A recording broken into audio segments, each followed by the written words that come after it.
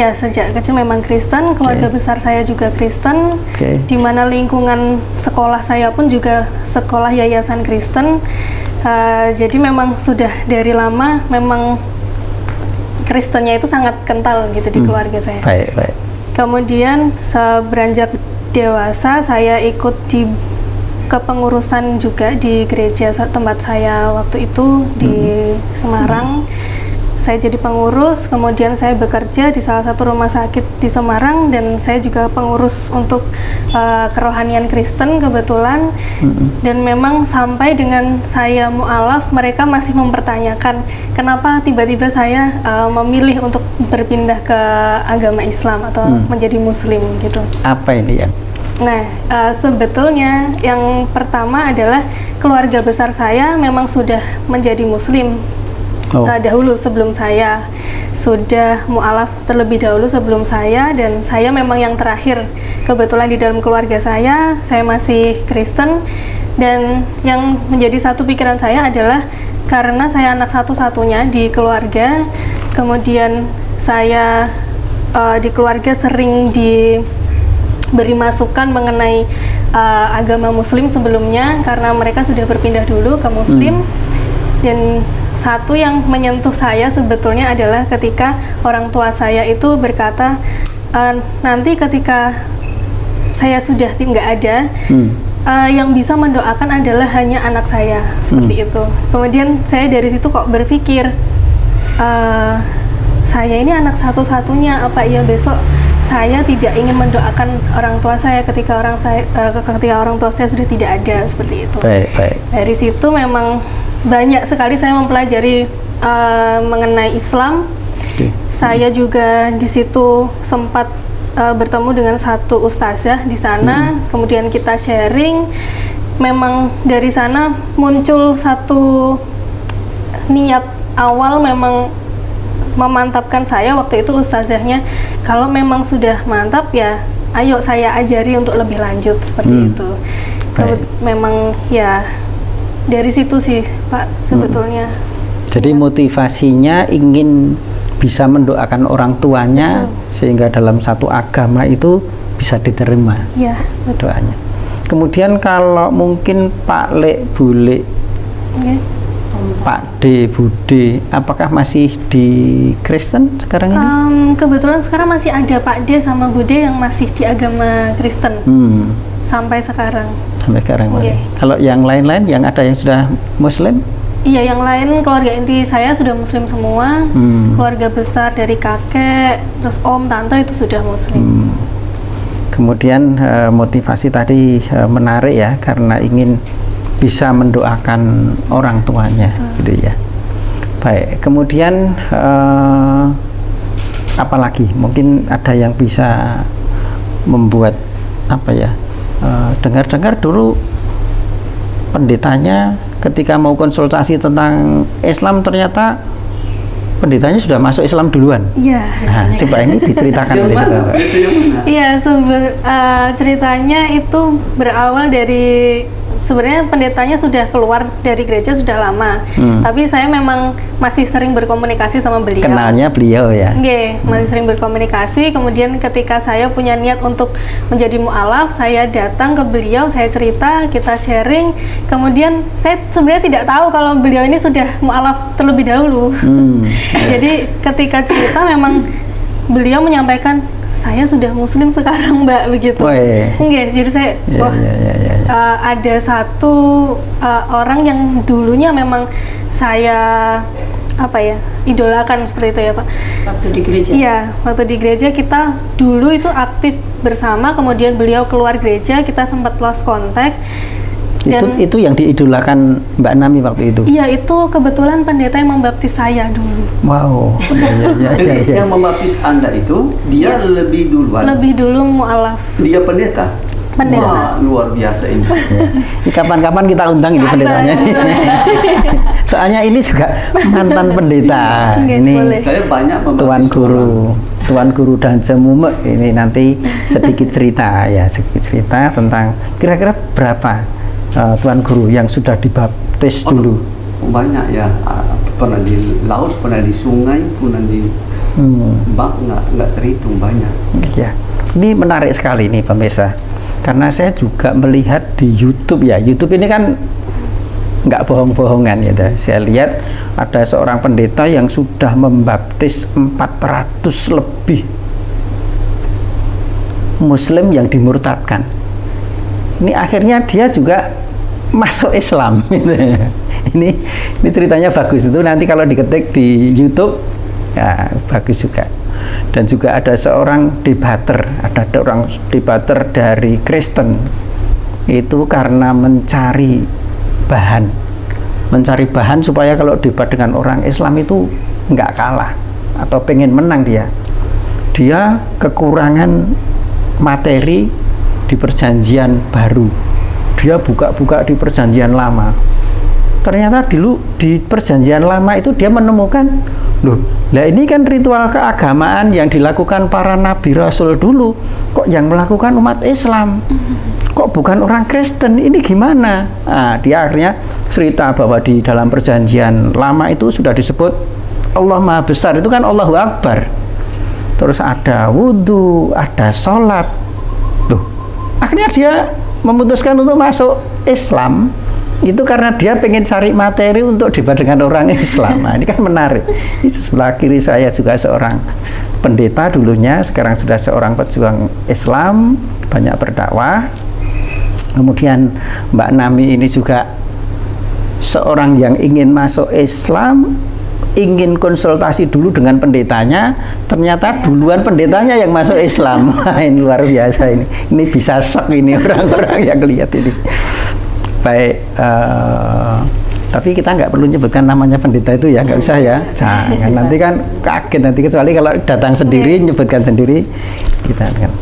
Baik, Mbak Nami, kita akan segera melakukan syahadat ya, supaya nanti kami mempunyai bukti bahwa Mbak Nami juga sudah syahadat, kemudian kami bisa keluarkan sertifikat sehingga nanti kalau mau pindah KTP ya, KTP-nya kan ini masih Kristen tadi saya baca, akan diganti. Kemudian untuk persyaratan yang lain, misalkan di kampus atau di perusahaan, karena KTP-nya ini harus disertai dengan sertifikat bahwa itu sudah syahadat. Baik, bismillahirrahmanirrahim. Asyhadu alla ilaha illallah wa asyhadu anna Muhammadar Rasulullah. Aku bersaksi bahwasanya tidak ada Tuhan kecuali Allah. Dan aku bersaksi bahwasanya Nabi Muhammad utusan Allah. Alhamdulillah. A'udzubillahi minasyaitonirrajim. Bismillahirrahmanirrahim. Allahumma shalli ala sayyidina Muhammad wa ala ali sayyidina Muhammad. Alhamdulillahirabbil alamin.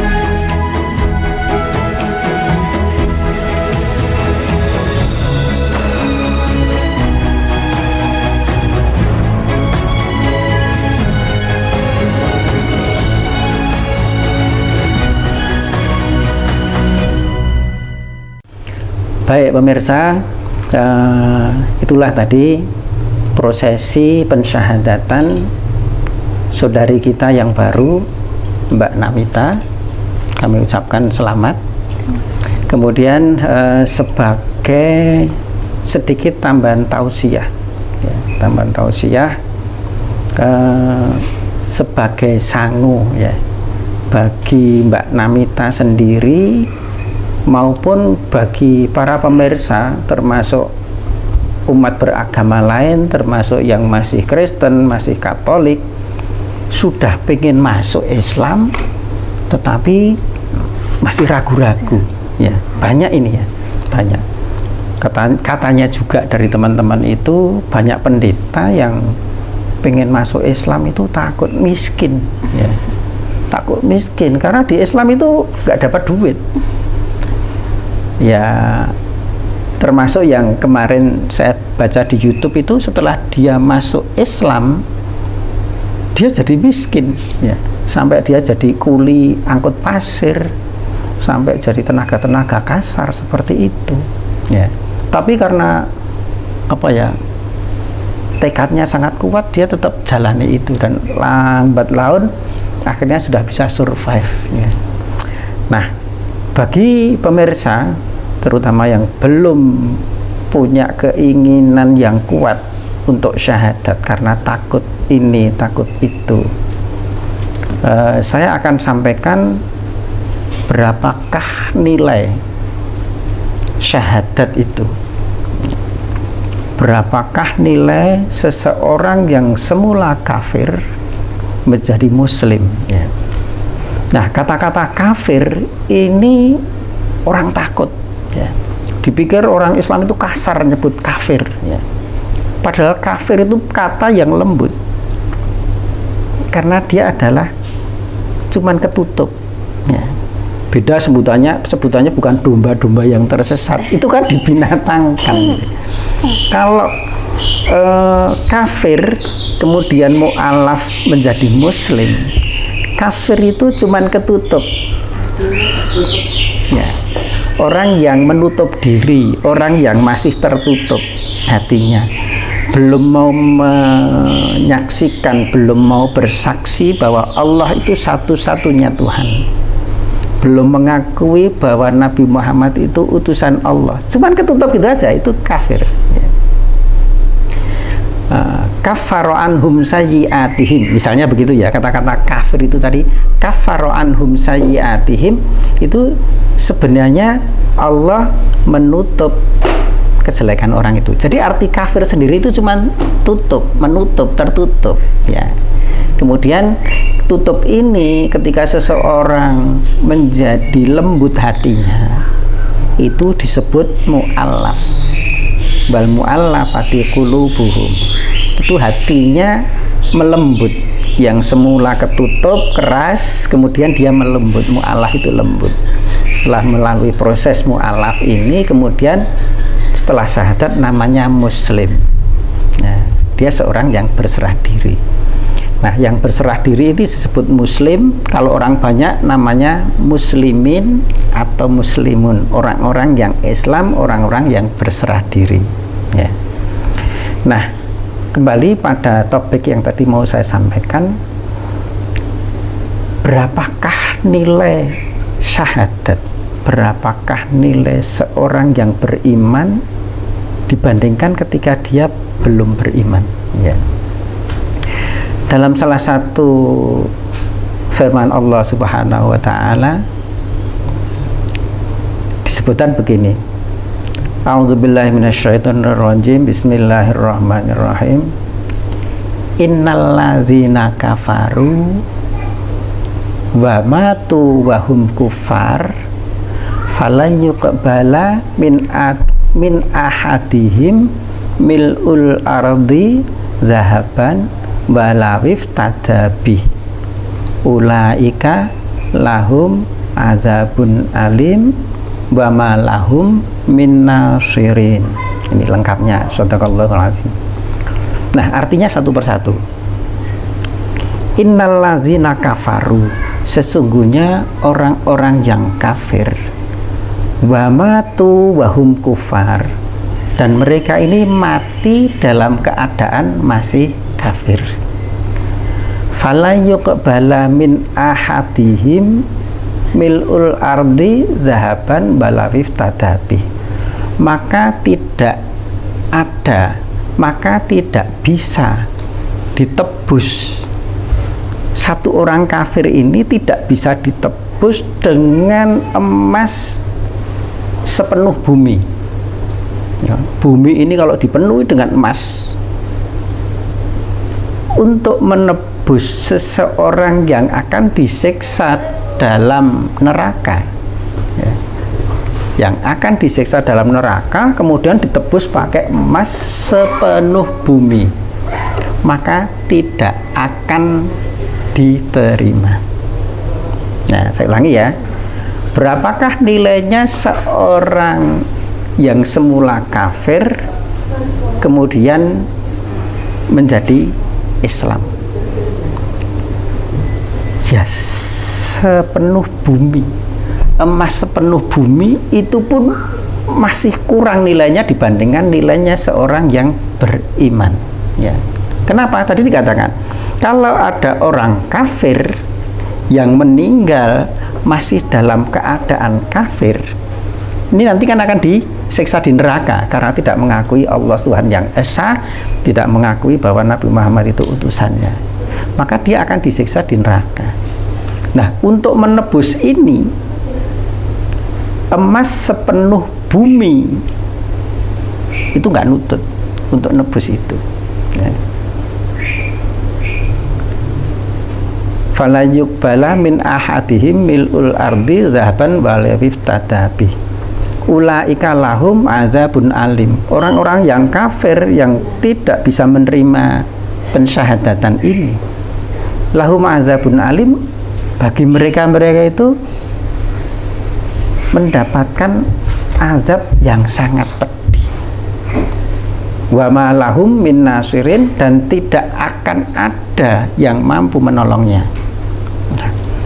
Jadi nilai seorang yang melakukan syahadat itu meskipun tidak ada wujudnya, tapi nilainya adalah dia mendapatkan emas yang memenuhi bumi ini, nilainya sebesar itu. Masih kurang lagi, karena itu nggak bisa, tidak bisa untuk nebus seorang kafir yang akan disiksa. Ya, jadi bagi yang belum bersyahadat, ini salah satu motivasi. Tidak ternilai harganya seorang yang belum syahadat dengan setelah syahadat. Ya. Ini.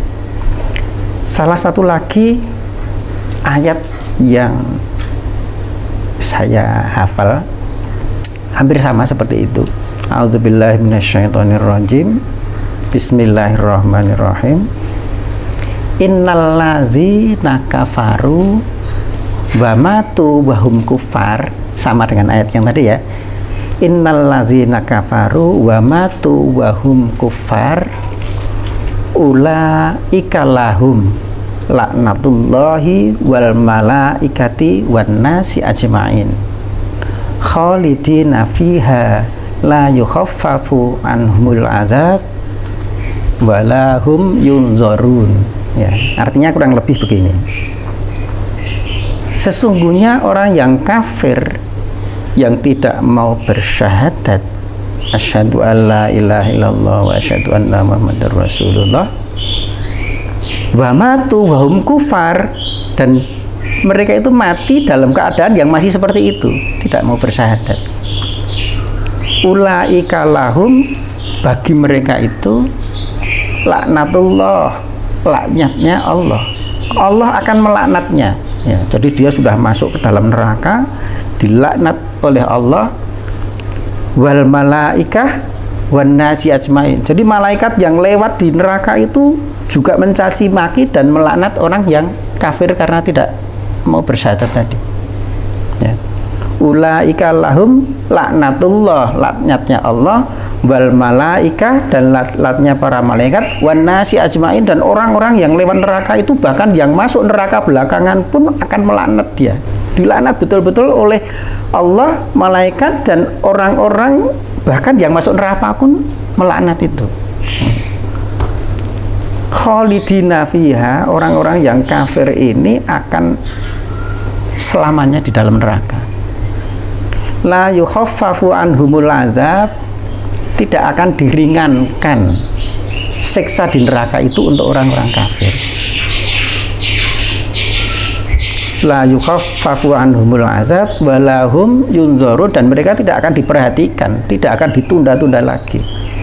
Nah, itulah nilai yang perlu kita syukuri, bahwa seseorang yang bersyahadat, yang dari seorang yang kafir, yang tertutup hatinya, tertutup mata hatinya, kemudian menjadi seorang muslim dengan mengucap asyhadu alla ilaha illallah wa asyhadu anna muhammadar rasulullah, dia mendapatkan kekayaan, mendapatkan nilai emas sepenuh bumi dan lebih dari itu.